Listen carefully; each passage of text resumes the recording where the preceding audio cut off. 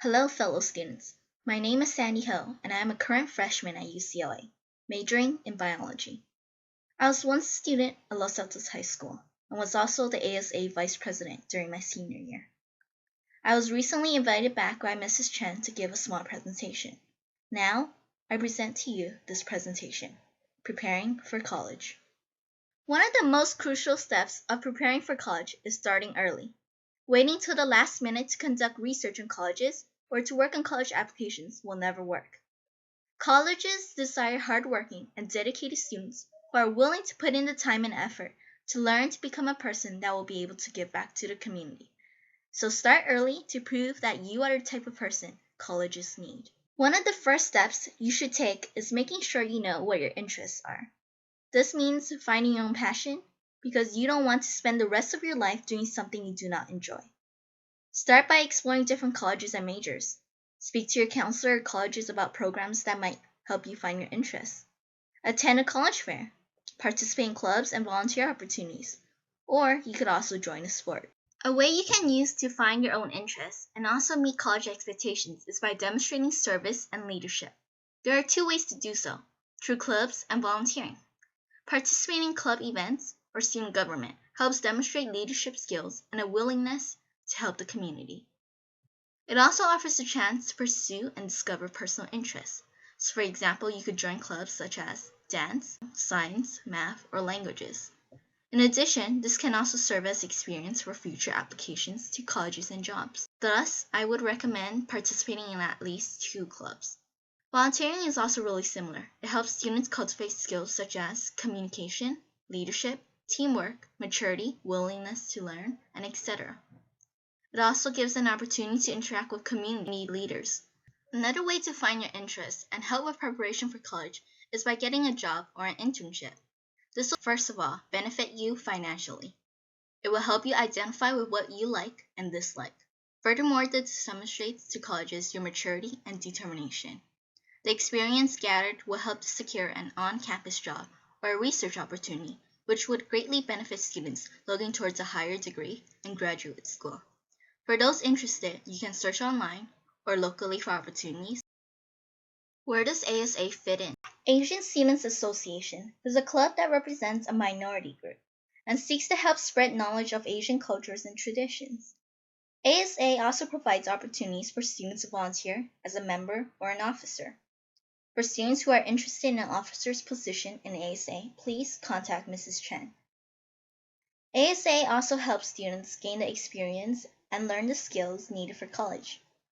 This includes student participation in ASA's annual Chinese New Year celebration and speech contest, where students come together to host and organize events that will greatly impact their fellow peers. Other than engaging in extracurricular activities, it is important that students are able to challenge themselves academically. Take rigorous courses. This means taking AP, honors, and summer school classes. AP courses have many benefits, such as being able to boost your GPA and allowing colleges to see that you are taking a challenging curriculum. In addition, AP classes provide an opportunity to experience what college classes are like. It will help students learn the importance of independent study and how the formation of study groups will be able to help students fully understand the topics covered in class. AP courses also provide another benefit, college credit, which can lead to an earlier graduation in college. Unfortunately, not all colleges accept AP credit, but most prestigious colleges will only accept students who took AP classes. I personally recommend taking AP Calculus and AP English because they both provide more college units than other AP courses.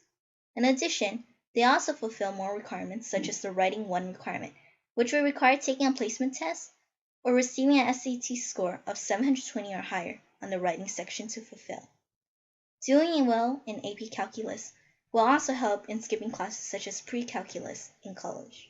College courses are really helpful in that it provides actual college credits that can be transferred over to any post-secondary institute. In addition, taking college courses in high school will also help limit courses that you might not want to take later on in college.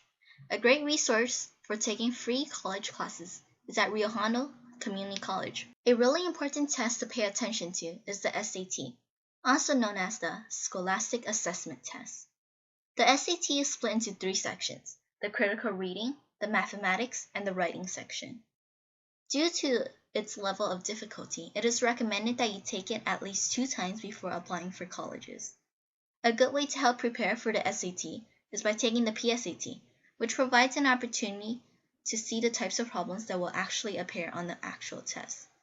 It is a wonderful way to get an estimated score of what you might get, and also helps enter you for a chance of becoming a National Merit Scholar.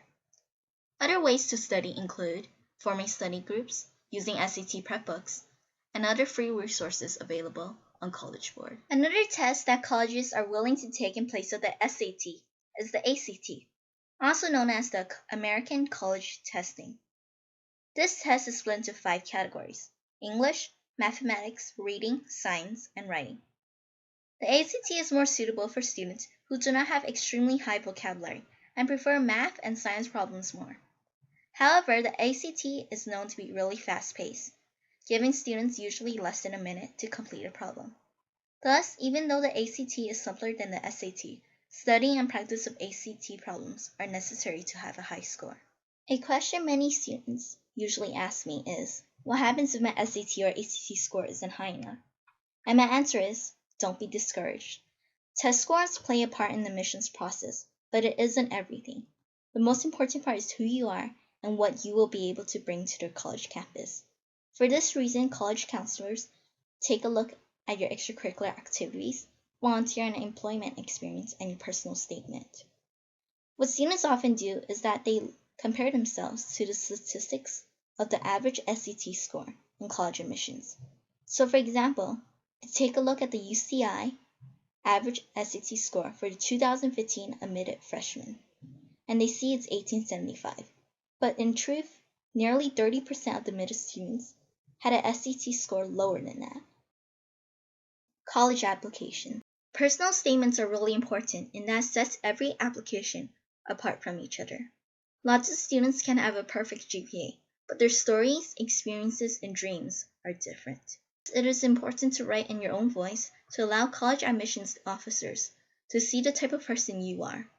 Speak about your dreams, your interests, who you once were, and how you have changed. There are many scholarships available to students. This includes merit and need-based scholarships. Need-based scholarships depend on family income and involves filling out the FAFSA to apply for Cal Grants, Pell Grants, and etc. It is on a first-come, first-served basis, so it is recommended that students submit their FAFSA as soon as possible once their income taxes are done. For merit scholarships, it depends on your GPA, test scores, and personal statements. There are local and national scholarships, and a great resource to use is our school's media center. Students should apply to as much as possible starting at the beginning of their senior year. Something students should have ready before they apply to colleges is a resume. A resume is an efficient way to remember the many achievements the student has accomplished over the years. A resume should have a career objective, a list of your education history, a list of awards, leadership positions, skills, employment experience, volunteer experience, and etc. The resume should end with a list of references and recommendation letters. Now, before I end this presentation, I want to make sure a point has been made. On this slide, you see a portion of my resume. I have a GPA of 4.59. I have taken 11 AP courses and a college course at Rio Hondo. I have participated in 2 clubs, some extracurricular activities, and I have been employed by a laboratory for 2 years. As you can probably tell, there are many people around the world who have a better resume than me. I don't participate in a lot of clubs or extracurricular activities, but that does not mean college is impossible. Regardless of what category you lack in, a chance for college is possible. So my last tip for you is, have faith and believe in yourself. Believe in who you are, believe in what you can do. Before I close this presentation, if you have any questions or require help with your resume, college application, or personal statement, please feel free to contact me at sandyho199711@yahoo.com. Thank you.